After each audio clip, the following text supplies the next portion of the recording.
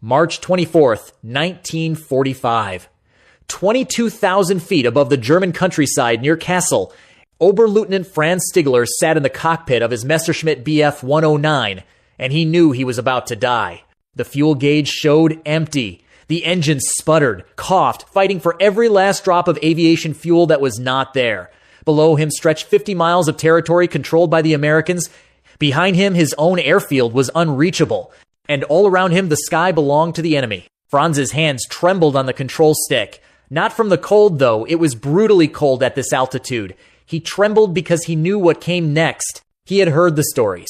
Every Luftwaffe pilot had. American fighters did not just shoot you down, they strafed you in your parachute. They circled overhead while you dangled helplessly. Easy target practice. The Americans were barbarians, his commander said. They showed no mercy to downed German pilots. If you bailed out over Allied territory, you were as good as dead. Franz looked down at the patchwork of fields and villages below. Somewhere down there were American troops, American tanks, American soldiers who had been fighting their way across Europe for months. Men who had seen their friends die. Men who had every reason to hate him. The engine coughed again, and this time, it did not recover. The propeller windmilled uselessly in the slipstream. Dead stick? No power. He was gliding now, nothing but a 30-foot wingspan and gravity. He could see an American airfield ahead, a captured Luftwaffe base now bristling with American aircraft. He had maybe 2 minutes before he would have to bail out or attempt a forced landing. Franz thought about his family in Bavaria, his mother, his younger sister. They would receive a telegram, missing in action. They would never know what happened to him, whether he burned alive in the cockpit, or was shot while hanging from his parachute, or was beaten to death by angry American soldiers on the ground. Then he saw them, 2 silver specks in his mirror, closing fast. P-51 Mustangs, American fighters. The most lethal aircraft in the European theater. Franz's mouth went dry. This was it. They would shoot him out of the sky before he even had a chance to bail out. At least it would be quick. But what happened next would change everything he thought he knew about Americans. The lead Mustang pulled alongside Franz's dying Messerschmitt. Close. Dangerously close. Maybe 50 feet off his wingtip. Franz could see the pilot's face clearly through the canopy. An American. Young. Probably his own age, mid-20s. The pilot was not reaching for his gun trigger. He was looking at Franz. Making eye contact. Then the American did something Franz could not comprehend. He pointed down, not aggressively, almost helpfully, pointing toward the airfield below. Franz stared. Was this a trick? Some kind of cruel game before they shot him down? The second Mustang took position on Franz's other wing. Now he had American fighters on both sides, boxing him in. His Messerschmitt was gliding down through 18,000 feet, losing altitude steadily. He had no power, no options, no way to fight or flee. The lead American pilot pointed down again, more insistently this time. Then he made a gesture, palms down, pushing motion. Slow down, land. Franz's mind reeled. They were helping him? Escorting him to an emergency landing? That could not be right. Nothing in his training, nothing he had been told about the Americans prepared him for this. His altimeter unwound through 15,000 feet. The airfield was directly ahead now. He could see the runways clearly, American aircraft parked in neat rows, crews working on the flight line. If he tried to land there, he would be captured. A prisoner of war, at the mercy of the Americans. Every propaganda film he had ever watched flashed through his mind. Stories of torture, of summary executions, of prisoners worked to death in labor camps. His commanding officer had told them it was better to die in combat than to surrender to the Americans. But he was out of options. The ground was coming up fast.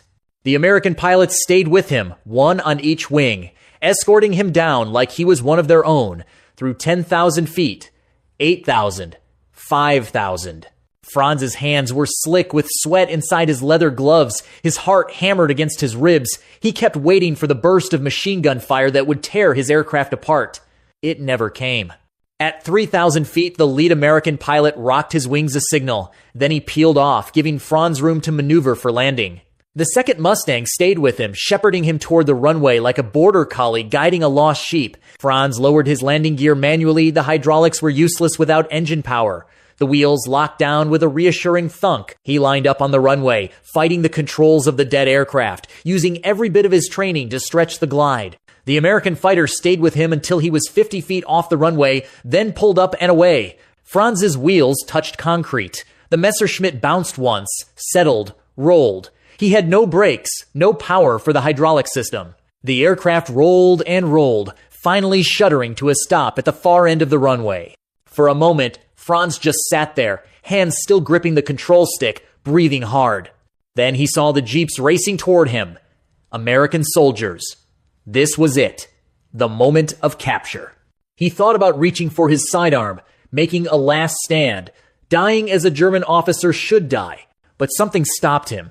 Those American pilots had just saved his life. They could have shot him down easily. Instead, they had helped him land safely.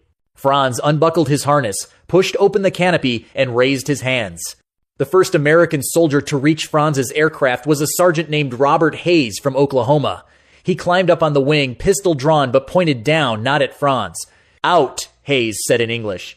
Then, surprisingly in broken German, "Raus, langsam," slowly. Franz climbed out of the cockpit, legs shaking from adrenaline and exhaustion. He had been flying for 3 hours. His flight suit was soaked with sweat despite the cold. He stood on the wing, hands raised, waiting for...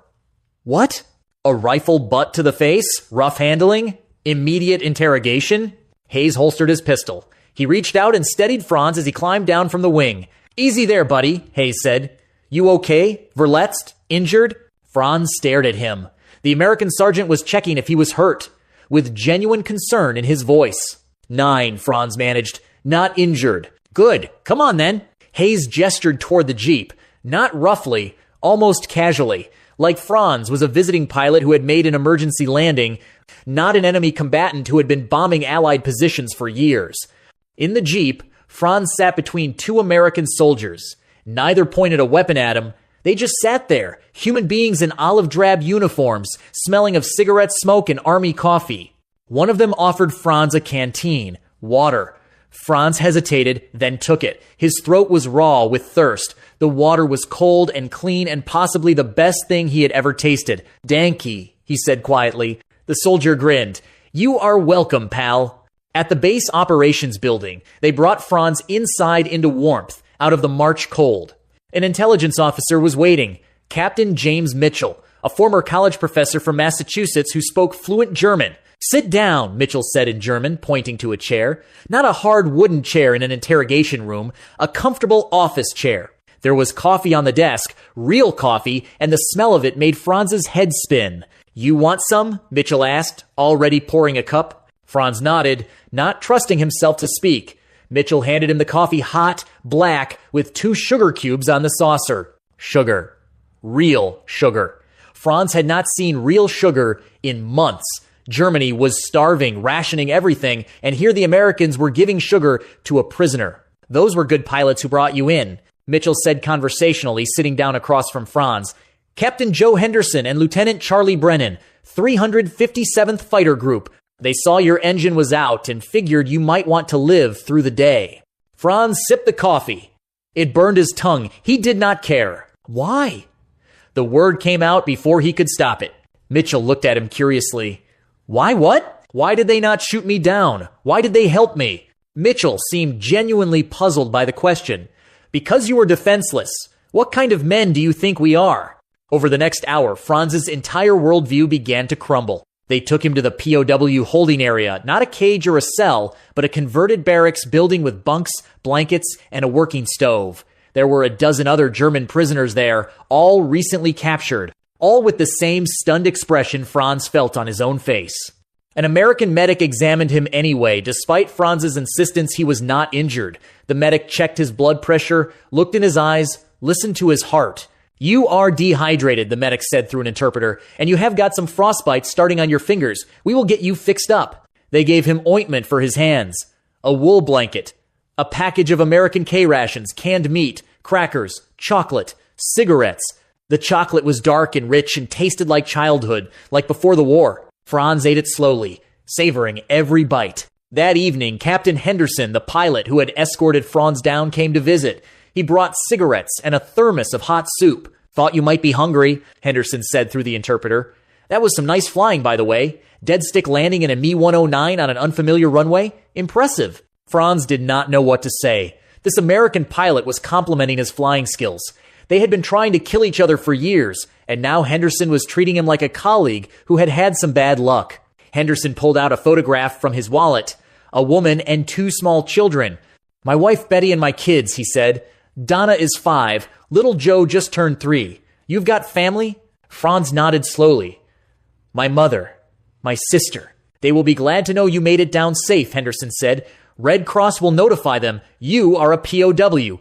Better than missing in action, right?" They sat in silence for a moment. 2 fighter pilots on opposite sides of a war, looking at family photos in the dim light of a POW barracks. "Listen," Henderson said finally, "I know what they told you about us. Probably said we would torture you, shoot prisoners, all that garbage. But that is not who we are. You are going to be treated according to the Geneva Convention. You will get medical care, food, mail privileges.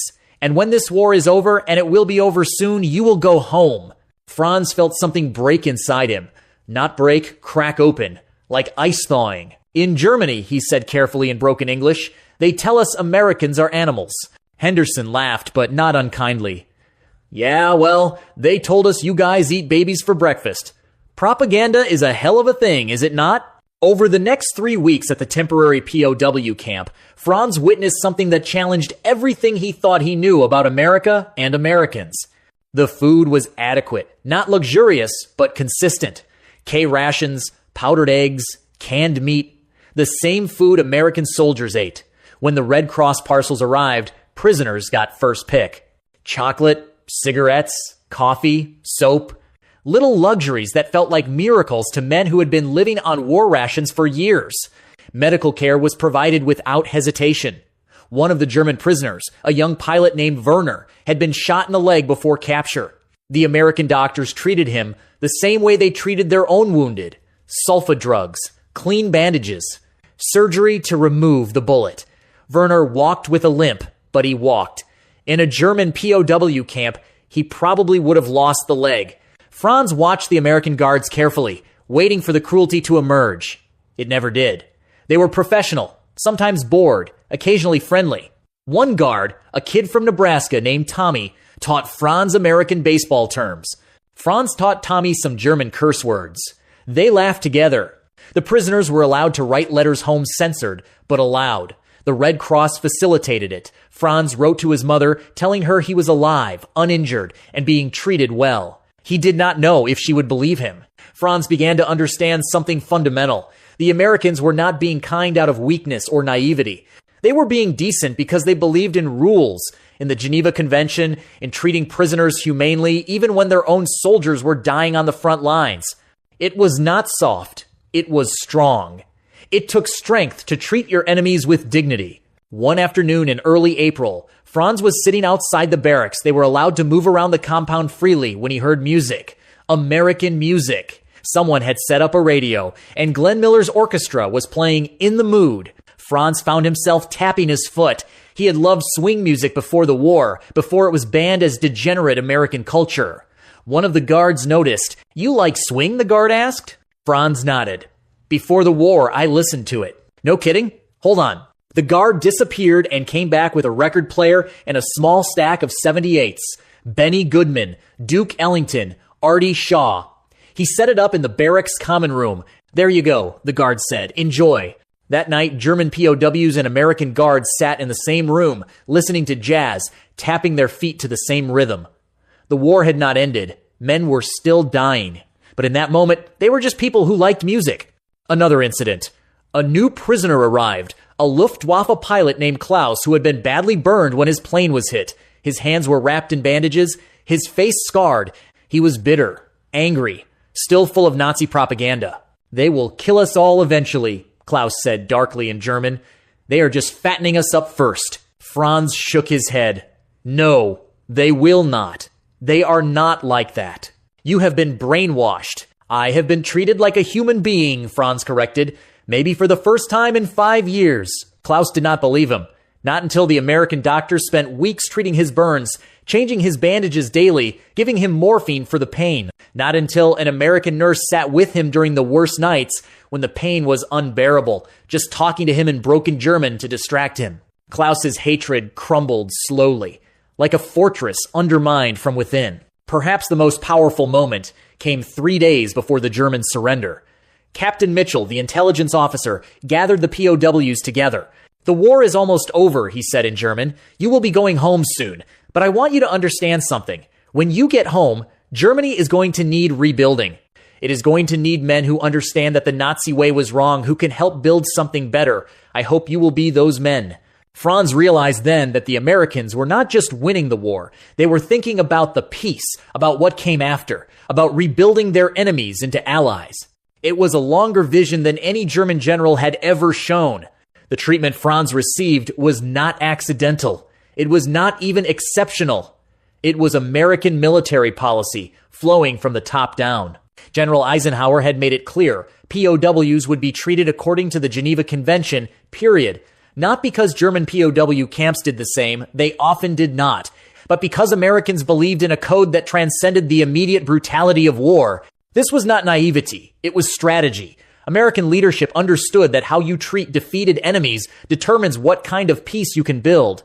Every well-treated German POW was a potential ally in the Reconstruction. Every act of American decency was a counterweight to Nazi propaganda.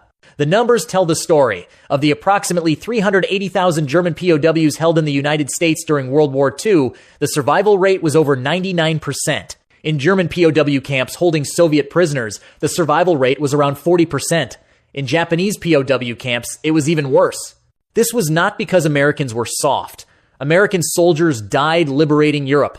They saw the concentration camps. They had every reason to hate, but they followed a different code. It came from American culture, the belief that even enemies have rights, that the rules apply even in war, that how you fight matters as much as whether you win. Franz kept a diary during his captivity. It is preserved now in a German military archive. The entries chart his transformation.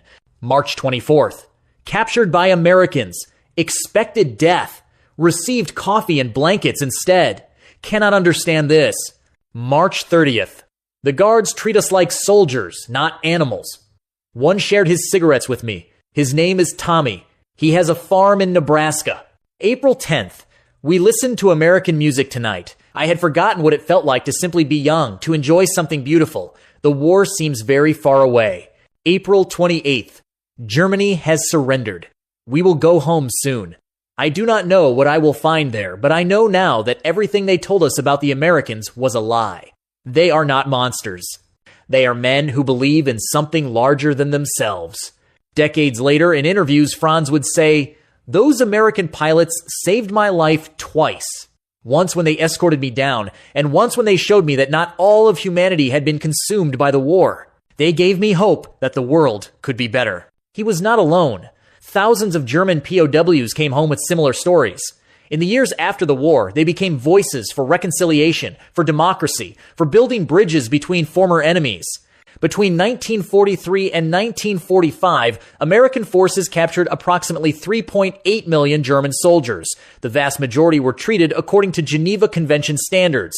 POW camps in the United States even offered educational programs. German prisoners could take classes, learn trades, prepare for life after the war. Compare this to the Eastern Front, where Soviet and German forces fought with apocalyptic brutality, or the Pacific Theater, where surrender was often not an option on either side. The difference was not just moral, it was strategic. By 1946, the United States was already thinking about the Cold War, about building Western Europe into a bulwark against Soviet expansion. West Germany needed to be an ally, not a defeated enemy, nursing grievances. Every German POW who came home saying, "The Americans treated me fairly," was a brick in that foundation.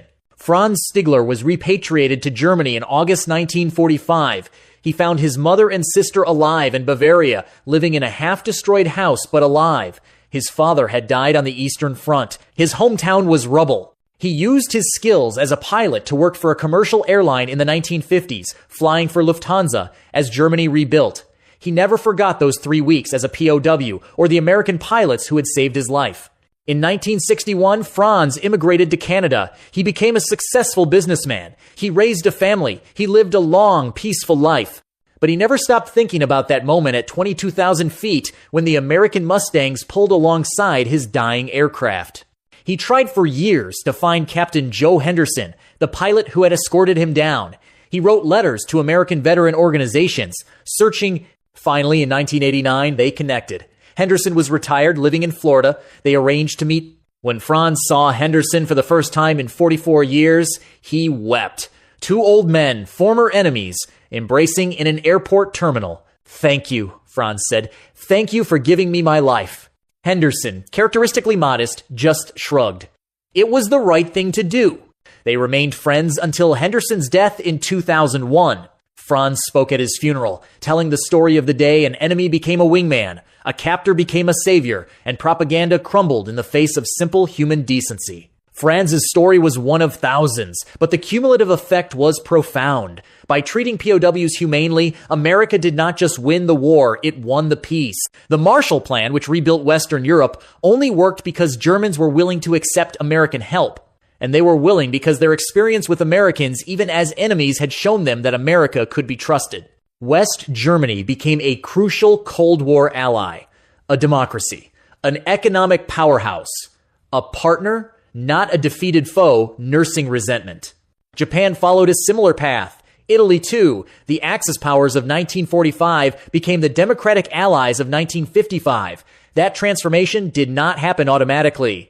It happened because American policy, from the infantry squad level to the Pentagon, emphasized treating enemies with a baseline of human dignity. It was strategic brilliance disguised as simple decency. In a 1995 interview, Franz reflected on what that experience taught him. "I learned that propaganda is a poison. Both sides told lies about each other. But the difference was, when I met Americans face to face, their actions contradicted their propaganda. They showed me through their behavior that human beings could choose to be decent even in the midst of terrible war. That choice, that is what separates civilization from barbarism." Franz's children and grandchildren grew up hearing the story. His grandson became a German Air Force pilot and later served alongside American pilots in NATO exercises. The cycle had come full circle, enemies to captors, to allies, to partners. Before his death in 2008, Franz returned to the airfield in Germany, where he had made that emergency landing. It was a civilian airport now, peaceful. He stood on the runway and remembered that March day in 1945 when he thought his life was over. "I died that day," he said quietly. "The man who believed all the lies, who hated without knowing why he died. And I was reborn as someone who understood that our common humanity is stronger than our temporary enmities." Franz Stigler's story is not just history. It is a lesson about the long-term power of treating enemies with dignity. Think about it. Those American pilots had every reason to shoot Franz down. They had lost friends to the Luftwaffe. They were in the middle of a brutal war, but they chose a different path. They chose to see a defenseless pilot, not a Nazi enemy. They chose to help him land safely before capturing him. That choice rippled outward. Franz became a voice for reconciliation. He raised children who grew up believing in German-American friendship. His story influenced how people thought about former enemies.